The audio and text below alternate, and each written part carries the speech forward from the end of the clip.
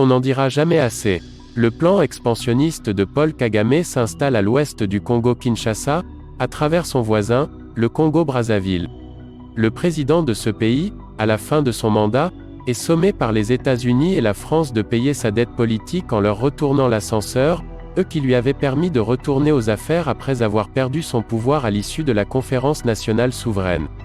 Les accords signés avec le Rwanda permettront au maître à penser de Paul Kagame d'accomplir vite le plan d'amputation de la partie est du pays en fragilisant d'abord le pouvoir de Kinshasa par une guerre possible à partir de sa côte ouest.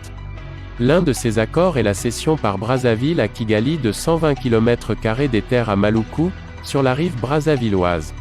Ces terres sont cédées au Fonds souverain rwandais à travers la société Crystal Ventures, fournisseur principal de l'armée patriotique rwandaise, APR, et dont le président rwandais est le véritable responsable.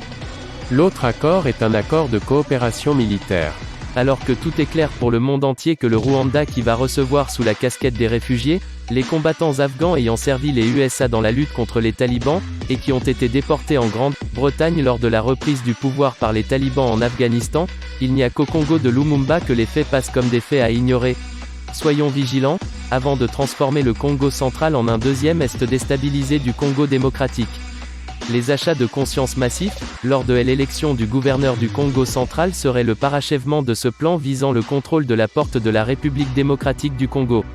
Ce n'est pas le moment de parachuter, par la corruption, des inconnus soutenus par des parrains swahiliphones, proches du Rwanda.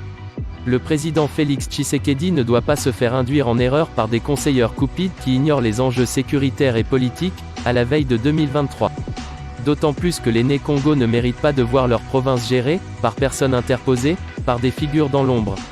Les nés Congo ont payé un lourd prix de résistance et ils méritent qu'enfin on développe leur province, certainement pas qu'on l'occupe par des parrains avides de prébendes et de pouvoir.